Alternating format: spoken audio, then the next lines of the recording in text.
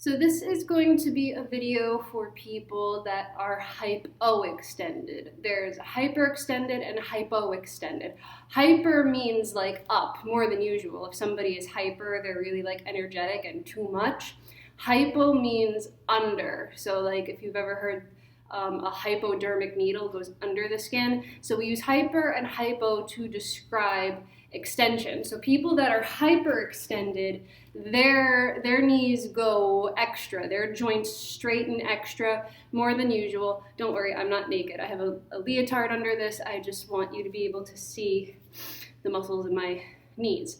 People that are hypoextended, they feel like they're straightening as much as they can, but their knee still appears bent.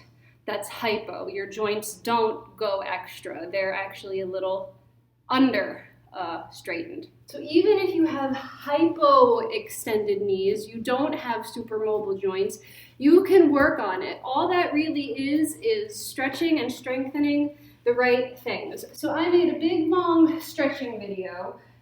It gave you a bunch of tips how to stretch different parts of your body, and one of the things that hypoextended people need to work on is stretching their hamstrings. So that's all these muscles under your knees and the backs of your thighs. So it would benefit you not only to watch the stretching video, but to do just a couple of different exercises to help you find what you're supposed to be working on, because somebody can tell you straighten your legs all day, but if you don't know how to find that, it's going to be hard to work on it. So if you're at home, you don't need a studio for today's lesson. I just happen to be in the studio. If you're at home, put some stuff under your heels so that your legs are slightly off the ground. And if you're hypoextended, your knees are probably going to be bent like this. I want you to imagine that you want the back of your knee to touch the floor. So that means some serious pressing down right here. And you might not get it the first day. You might not even get this for a couple of weeks or a couple of months. But this is just the feeling that I want you to concentrate on anytime that you're trying to improve your flexibility in your hamstrings and improve your extension. So you just gotta imagine pressing down, and you can even gently, physically press down with your hands if it helps you stretch a little bit. You can do this just like while you're watching TV, just practice pressing, slow, gentle. And when you think you've got it as far down as you can go, then you can start the stretching forward, trying to reach for your toes. That will also help lengthen and elongate and loosen up all this stuff under here. It may also benefit you to take a hot yoga class every once in a while. One time I took a Bikram yoga class, and I didn't really like anything about Bikram or the sequence of movements. I thought it was boring to do the same thing every time, whether you're a beginner or advanced. But I did like that it was a hot room, and it made me feel very warm. Again, warmth is good for your muscles. Warmth relaxes your muscles, it stretches them, it loosens them up. Cold does the opposite. Cold makes you contract, cold makes you tight. That's why you have to physically warm up before you start doing any exercise, so you don't have cold, tight, contracted muscles and you don't risk injury. But after I walked out of that hot yoga Bikram yoga class, I felt like a flamingo. I felt like my legs were bowing backwards even more than usual, and I'm already quite hyperextended. And if you're trying to get more mobility and range in the backs of your knees, that might be good for you. But a thing to note is the longer and more stretchy you are, you actually get a little bit weak. So for example, right after I took that hot yoga class, I felt like a limp noodle. And then when I went to ballet class the next day, I just felt like I couldn't jump. I had no spring, I had no strength. Everything was just long and noodly. It was like someone took a slinky and stretched it out too far, and it, instead of being able to spring and contract, it just like melted. So if you're really struggling with your hamstrings and your extension, it might actually benefit you to try out a hot yoga class, or if you're going to stretch, do it after you're super warm. Maybe even try gently stretching in the hot shower. You know, if you're sitting in the bottom of your bathtub, you can put your legs up on the rim of your bathtub and practice the same, you know, pushing down movement. Another thing I want to talk about, and this is for people that have problems straightening and rotating, this little rotatey, lifty feeling, I want you to pay attention to this muscle. You can't see it that great on me because I have more body fat than the average ballet dancer does, but there's lazy kneecaps, there's lifted kneecaps, and then imagine you want to turn your legs out from your thighs, like your thighs are doing the movement. So what you can do is, let's say you want to target one leg. So stand with like 70% of your weight on the leg that you want to work on this rotating motion. Now with most of your weight in that foot, it's going to be hard to slide it around. So I want most of your weight in the leg that you want to work on, and then imagine you want to push your heel forward. Even though all the weight is on this leg and your heel's not going to slide forward, imagine you want to do it anyway.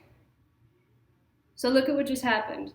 Not only did it lift, but it rotated too. Watch one more time. I'm going to see if I can like up the contrast and slow this down so you can see what my muscles are doing. So right now I'm relaxed and I'm imagining that I want to bring my heel forward even though most of my weight is in that heel.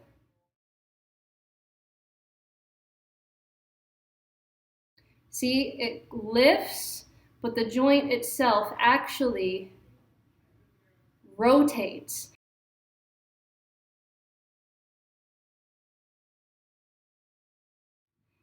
And this is how you have to feel when you're standing in ballet. This is how you have to feel when you're doing anything at all. When you're doing your tendus, anytime your leg is straight, you have to feel like lifted and turned out. So not only can you press down, you can press down and imagine that you want the inside of your knees to come up to the ceiling. So it's like a down but under and up. It's almost like you're making a full circle. Okay, so just doing this, down and rotate, down and rotate. This is going to help you just get the right feeling. Down and rotate, down and rotate. Another thing is also strength right here up on the top. So if you're flat on the floor and you do that same thing, that same pressing down movement, you're going to see these muscles around your knees activate. You want these to be strong. So if you're hyperextended and you do this, your heels lift off the floor.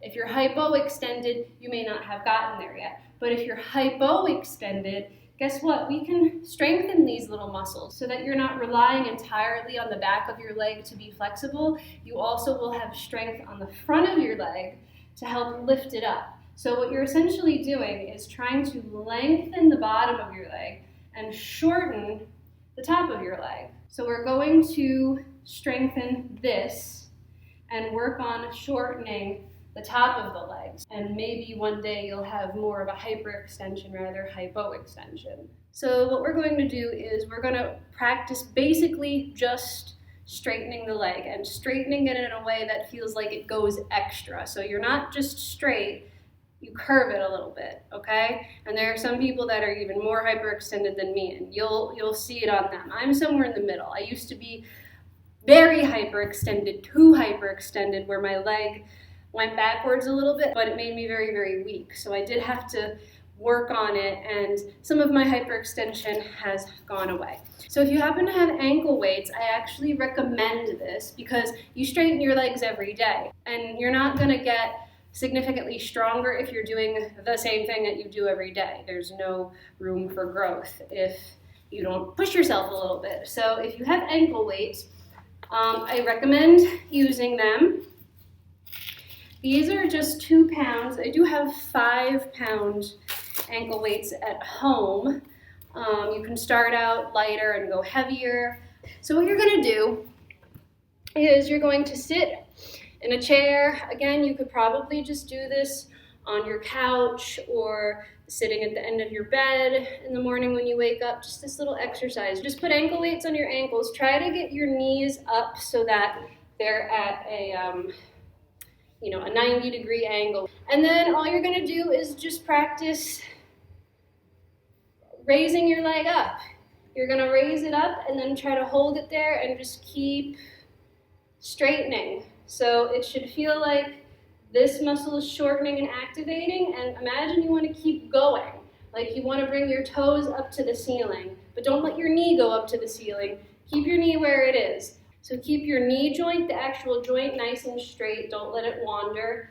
And then everything else is just this muscle shortening and these muscles elongating. If you just do this a bunch of times, make it part of your daily routine, it should help strengthen these muscles. It should make it easier to do the work to bring the leg up. And this combined with your stretching every day, like I said, hot yoga maybe, just stretching a little bit every day. Just these muscles that we just worked on targeting. Hopefully if you do a little bit of this every day, you'll start to see an improvement.